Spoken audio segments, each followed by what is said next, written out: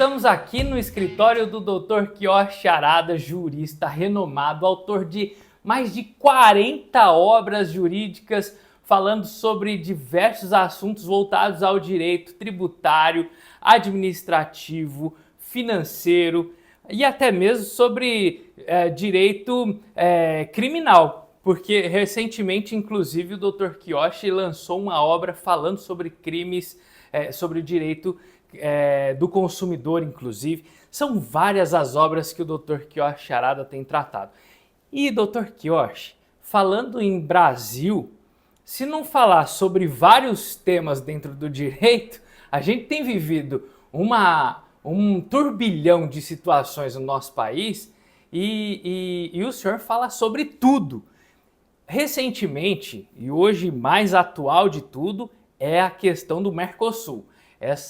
Esse tratado que mais de 20 anos, esse acordo de mais de 20 anos que hoje saiu, ainda não está assim cravado, mas está lá em pé de quase que vai. O que o senhor tem a dizer sobre esse acordo que a França não quer, Brasil está feliz da vida, mas Lula mais ainda, né, doutor? Verdade seja dita, né? A resistência da França, quem quebrou foi o presidente Lula. Isso não resta nem menor dúvida, aí na reunião do G20. Então, a França era que estava botando um obstáculo, porque ele não quer o Brasil fazendo concorrência no setor comercial, industrial e principalmente no agronegócio. Mas o presidente Lula conseguiu quebrar essa resistência e o acordo surgiu.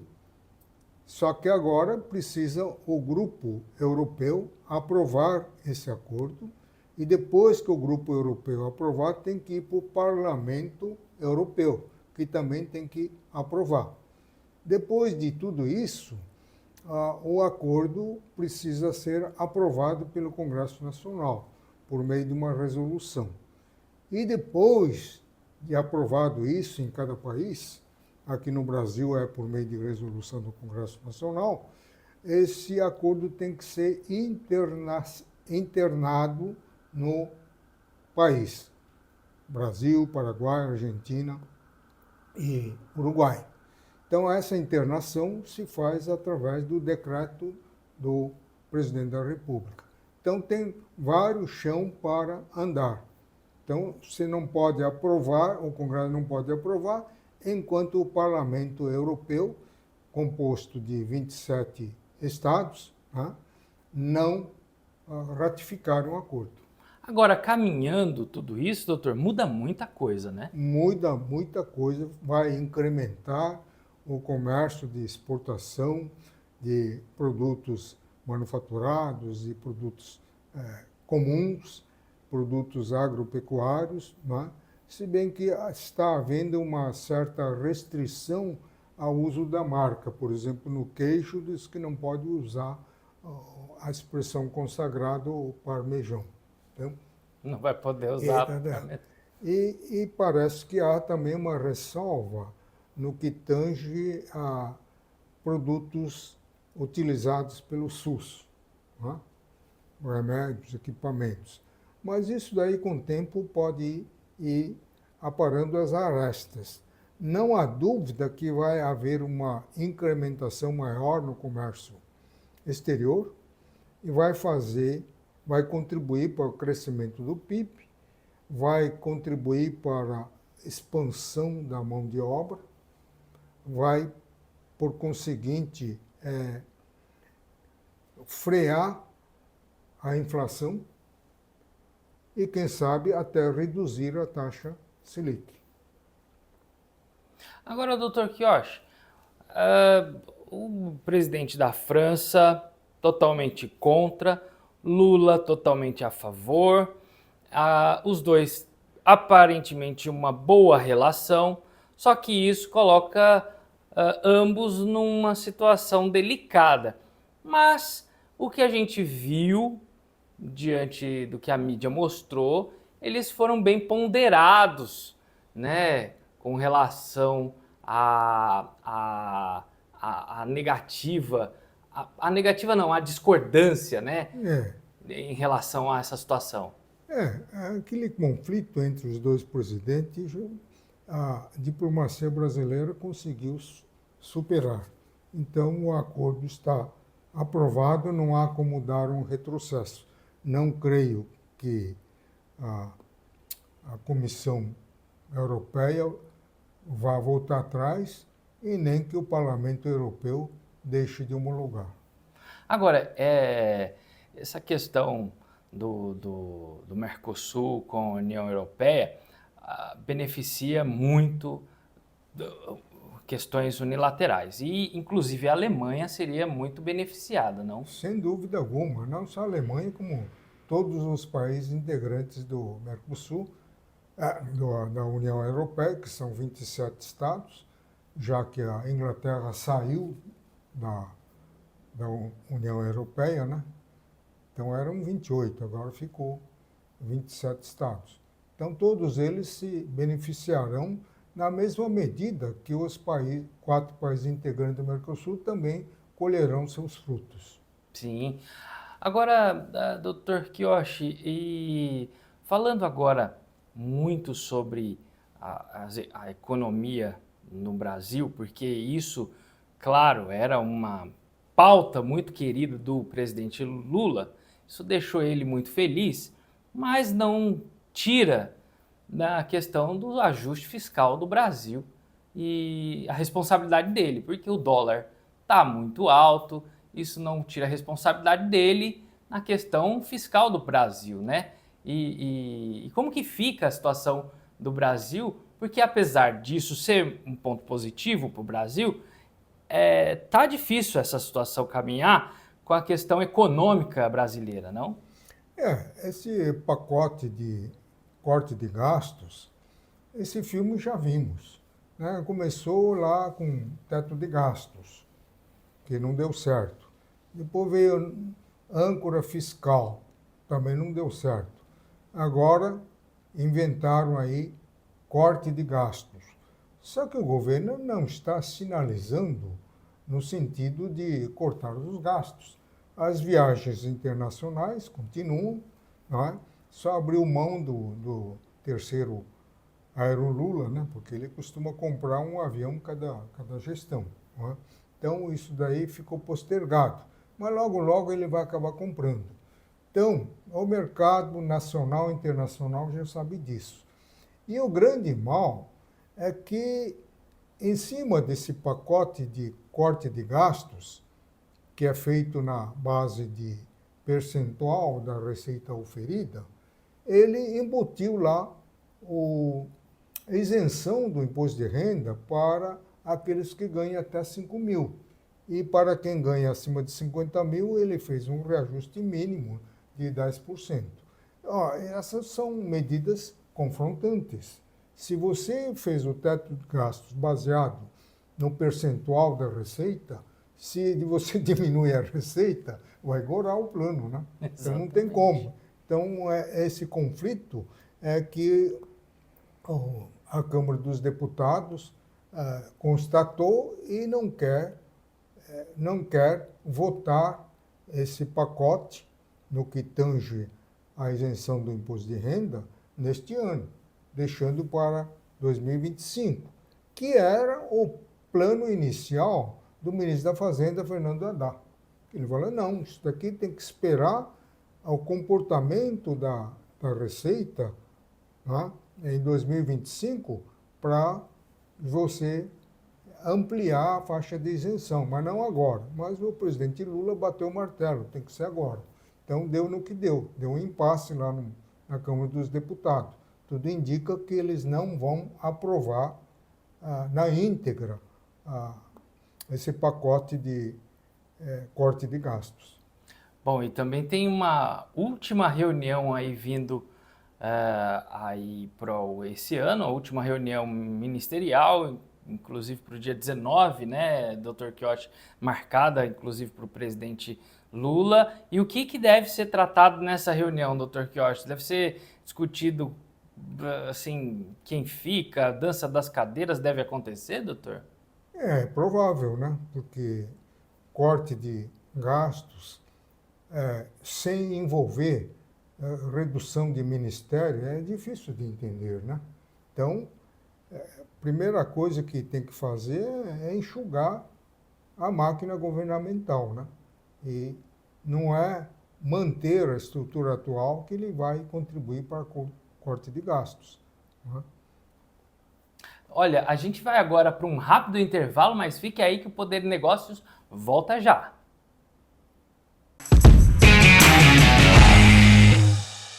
Na Biconte, transformamos a forma como você gerencia seu negócio. Somos especialistas em contabilidade digital, 100% online, atendendo empresas de todos os tamanhos em todo o Brasil. Com soluções completas e integradas, como emissão de notas fiscais, controle de estoque e gestão financeira, facilitamos sua rotina e impulsionamos o seu crescimento. Deixe a burocracia com a gente. Foque no que realmente importa: fazer seu negócio crescer. Biconte, a contabilidade digital feita para você. Abertura de CNPJ, gratuita para novos clientes do plano digital.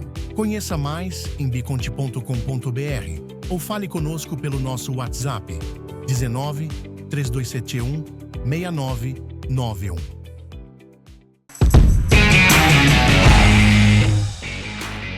De volta com o Poder de Negócios, conversando com o jurista Kiyoshi Harada para agora conversar sobre questões policiais e aqui envolvendo o estado de São Paulo, questões envolvendo a polícia militar, as câmeras corporais, inclusive as imagens que flagraram um policial militar, né, Dr. Kiyoshi, levantando... Não, matando um estudante de medicina, né?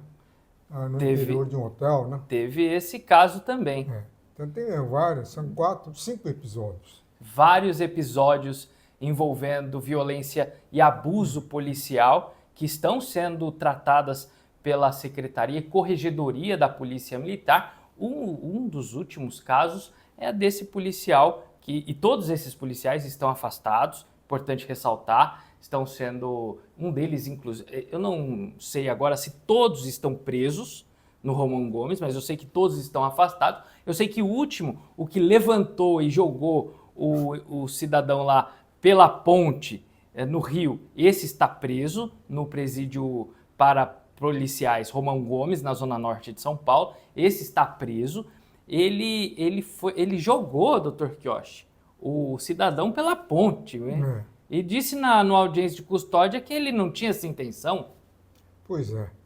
Mas esse tema, antes de vir à tona na mídia, as 5 atrocidades cometidas pela Polícia Militar de São Paulo, eu já havia agendado para dia 11 próximo uma live pelo IBDAFT, envolvendo como expositores a minha pessoa, e faria um apanhado genérico sobre a expansão da criminalidade, analisando as causas.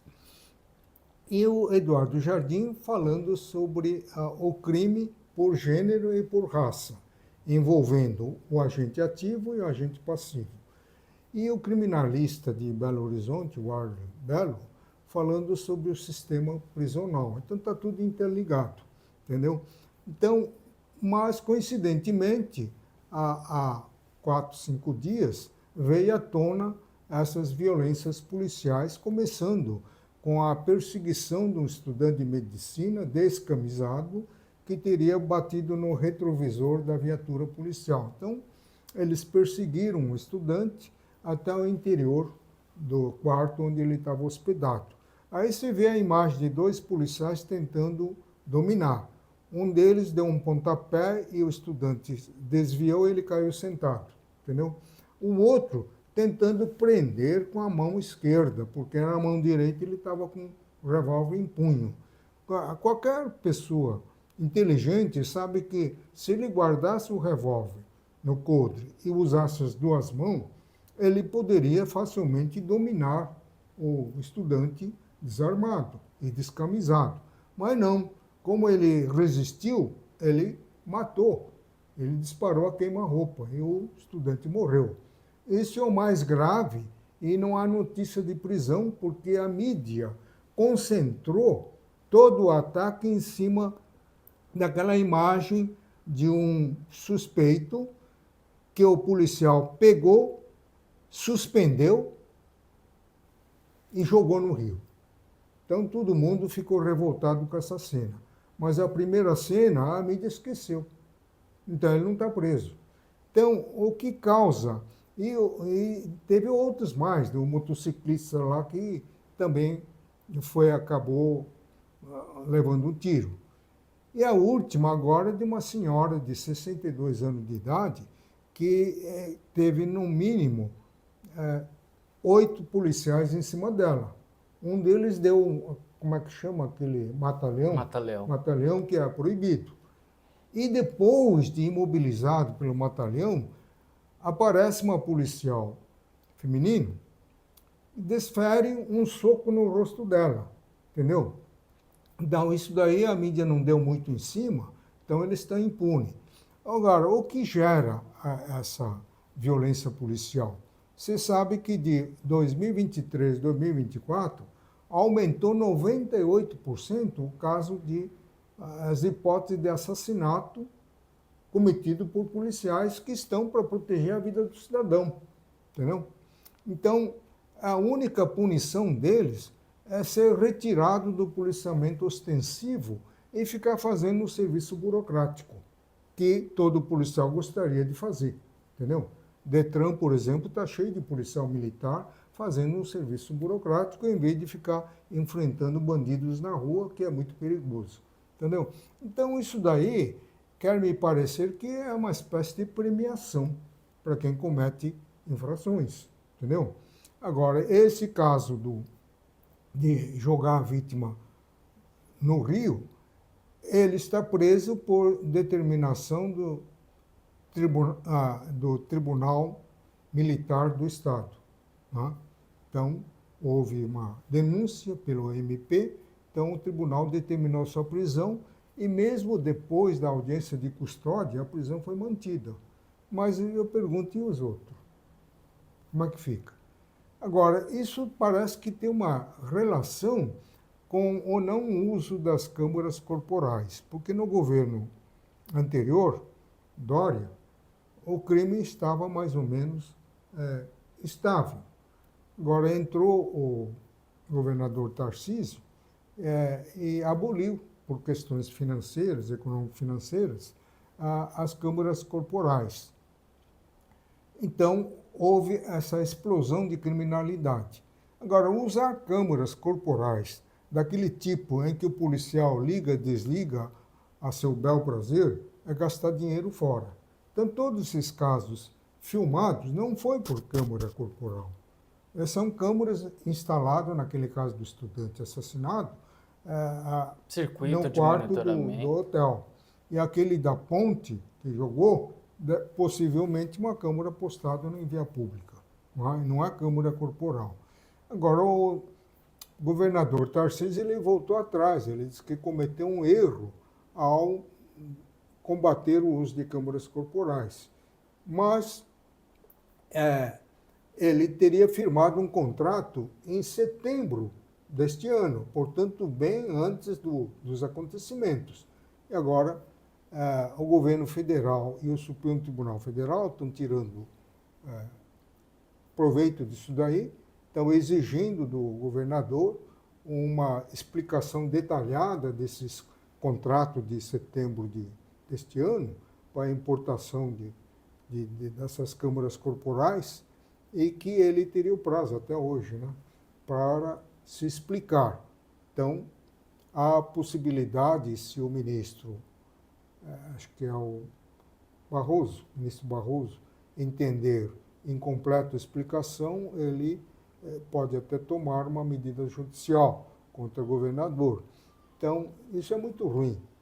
Agora, no dizer do governador de Goiás, Caiado, que todo esse bombardeio pela mídia em torno desse assunto seria uma espécie de cortina de fumaça para encobrir a incompetência do governo ou a impotência do governo ante o crime organizado. Esse crime organizado no meu entender, eu acho que ele está enraizado, está infiltrado nos organismos institucionais do Brasil, porque ele está fazendo uma fortuna por ano, um mínimo de US$ 1 bilhão esse crime organizado está movimentando e fazendo a lavagem de dinheiro, entendeu? Agora, lá no Rio, por exemplo, quando se mata sem querer um desses integrantes, eles decretam toque de recolher. Ninguém pode andar na rua. E nem polícia pode andar na rua, porque eles metralham, eles matam, entendeu? Sim. Então, toque de recolher. Então, o Estado lá, em termos de segurança pública, está falido. A população civil está à mercê dos bandidos. Não é? Agora, eles não falam muito lá do Rio, né?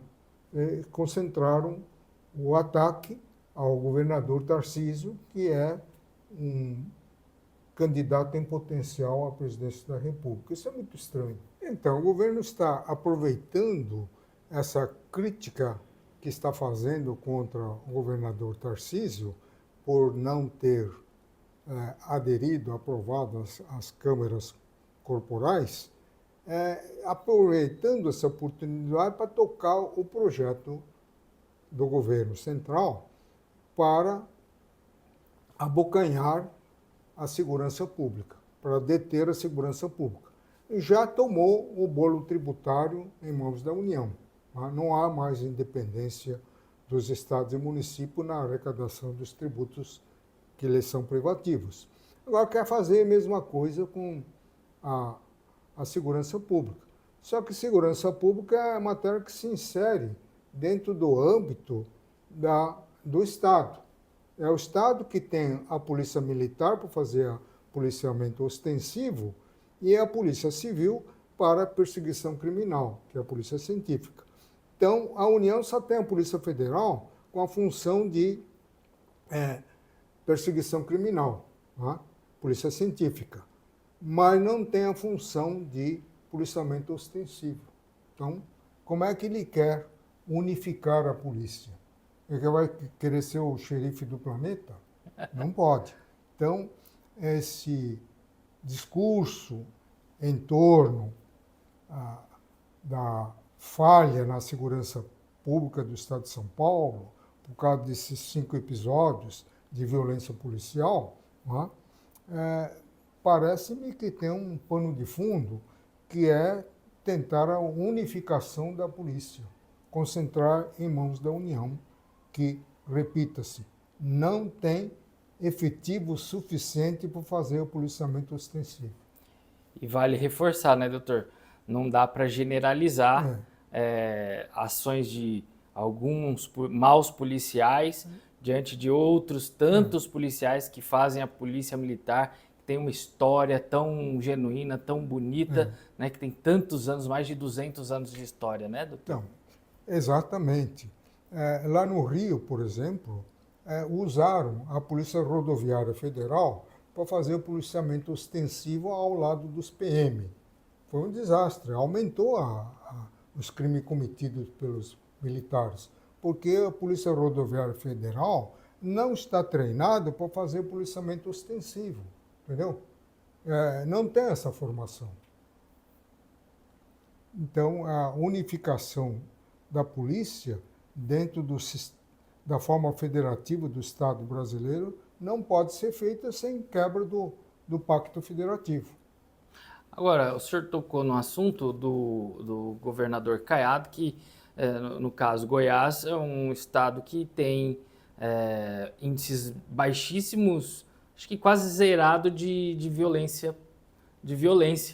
E ele, inclusive, eu até entrevistei o governador Caiado recentemente, e conversando com ele, falou a respeito da segurança pública lá no seu estado, e ele falou sobre essa questão da segurança pública lá, como as estratégias adotadas para zerar realmente essa criminalidade, a violência, a segurança pública como um todo, né? O que precisa ser feito, como zerar, como baixar os níveis de violência na região, como acabar com o crime organizado na região e como investir nisso e acabar com o investimento que muitas vezes o dinheiro que financia o crime organizado. O senhor falou também de $1 bilhão que o crime organizado movimenta. É muito dinheiro, não, doutor? É muito dinheiro. Então, aparentemente, a Polícia Federal integra o órgão de segurança pública ao lado da Polícia Rodoviária Federal. Só que segurança pública é matéria de competência do Estado. Porque a Polícia Federal não faz policiamento ostensivo. Ele funciona como uma polícia técnica, uma polícia científica para perseguir o crime e para combater o narcotráfico e contrabando de armas e guardar as fronteiras. Essas três atribuições, a Polícia Federal tem falhado, né? As armas entram facilmente pelo Paraguai, por outros estados que fazem fronteira. O narcotráfico está navegando assim, a solto, né? Então, a Polícia Federal está claudicando nesse assunto. Agora, falando em Goiás, se não me falha a memória, foi lá que foi executado um bandido foragido com 100 tiros. 100 tiros. E ninguém levantou nenhuma voz, porque foi decretado o sigilo da operação policial por 100 anos. Pois é. E o cara estava armado com uma pistola com 5 balas, 4 balas. Entendeu? É uma questão de honra, porque ele conseguiu escapar de toda a perseguição, foi até Goiás, onde ele foi executado. Foi o... Robson. Não, eu me esqueci o nome dele, Não era Robson? Não é Robson, é o... Era aquele que estava fugindo e virou assim, uma coisa... Me esqueci o nome dele, mas ele ganhou grande repercussão. Ele saiu fugindo, entrando na casa de muita gente. Pois é. Não, aquilo era caso para se apurar, investigar e apurar. Investigar. Não há como matar um sujeito com 100 tiros. Para quê? Muito grave, né, doutor Kiyoshi? Bom, agora entrando num assunto que o doutor Kiyoshi também domina muito, que é a questão da reforma tributária, doutor Kiyoshi. E como que anda a nossa reforma tributária? Já no finalzinho do ano, as quantidades de normas criadas aí para essa nossa reforma tributária. A Câmara está prometendo aprovar essa reforma tributária. Não sei se vai dar tempo para ir para o Senado para reapreciar, não é? Então, está complicado, porque essa reforma, que nasceu sob a bandeira da simplicidade, neutralidade e eficiência, não cumpriu nenhum desses requisitos. Pelo contrário, despejou normas epidêmicas em escala industrial, não é? Então, vai conturbar bastante a vida do contribuinte brasileiro se entrar em vigor em 2026. Tudo indica que ela pode entrar em vigor em 2026, doutor? Teria que aprovar até 2025, até ano que vem, entendeu? Qual o prazo máximo para ela entrar em vigor, doutor? Para ela funcionar em 26? Mas ela tem que entrar em vigor no ano seguinte à da aprovação da lei. E guardado a noventena, 90 dias depois de aprovado. Se for aprovado em 31 de dezembro de 2025, poderá entrar em vigor em 1º de janeiro e começar a arrecadar a partir de abril. Sim, entendi. Bom, muita coisa para acontecer ainda, né, doutor? E a gente está entrando agora em dezembro, mas muita coisa acontecendo, muita coisa ainda pela frente. É um final de ano ainda muito turbulento, muita coisa prestes a acontecer, e a gente, não, na verdade, não sabe de nada, né, doutor? Porque toda hora muda tudo. São coisas que acho que o senhor nunca viu acontecendo, né, doutor? É verdade, quer dizer, com a informática, tudo acontece em tempo real, entendeu? Então, uma coisa que aconteceu lá no Seul, na Coreia do Sul, que o presidente resolveu decretar a lei marcial. Sim. Entendeu? É uma faculdade dele. Então, o parlamento rejeitou e, não satisfeito com a rejeição, ele abriu um processo de impeachment contra o presidente. Entendeu? Então, comparando a grosso modo com a tal de minuta do golpe. E a minuta de golpe foi guardada a 7 chaves, sob sigilo, até a reunião do G20, quando veio à tona a descoberta do plano de assassinato do presidente eleito, do vice-presidente eleito e do ministro Alexandre de Moraes. Só aí que revelaram o conteúdo da minuta do golpe. Porque a imprensa ficava falando, minuta do golpe, isso até fundamentou a prisão do ex-ministro da Justiça e ex-secretário de Segurança Pública do Distrito Federal. Entendeu? Mas o que era essa minuta do golpe? Era uma minuta de decreto de estado de defesa, que antigamente chamava-se estado de emergência, que o governo Figueiredo usou para decretar o estado de emergência no Distrito Federal. Tá? O único que foi preso lá foi o presidente da OAB do Distrito Federal, que ficou famoso graças a isso. Ele foi eleito senador, depois ele é escolhido como ministro do Supremo Tribunal Federal. Mas a minuta do golpe era um decreto de estado de defesa, que obrigatoriamente tem que ser referendado pelo Congresso Nacional. Eu não vejo crime nisso daí. Você vai perpetrar um crime usando um instituto que está na Constituição? Como é que isso pode caracterizar tentativa se o decreto não saiu do papel? Se ele tivesse promulgado o decreto e o Congresso rejeitado, aí houve tentativa. Mas não saiu do papel, então não houve tentativa. Isso é desconhecer a teoria do iter criminis, o caminho do crime. Cogitação e planejamento não é crime. Só há crime na modalidade tentada se você iniciar a execução do plano e, por circunstâncias alheias à sua vontade, o crime não se consumou. Por exemplo, no caso da minuta do golpe, o parlamento rejeitar. Tá? Ou, no caso da invasão de 8 de janeiro, se é que aquilo lá tem alguma conotação com a descoberta da tentativa de assassinato, que foi em 22 de dezembro de 2022, entendeu?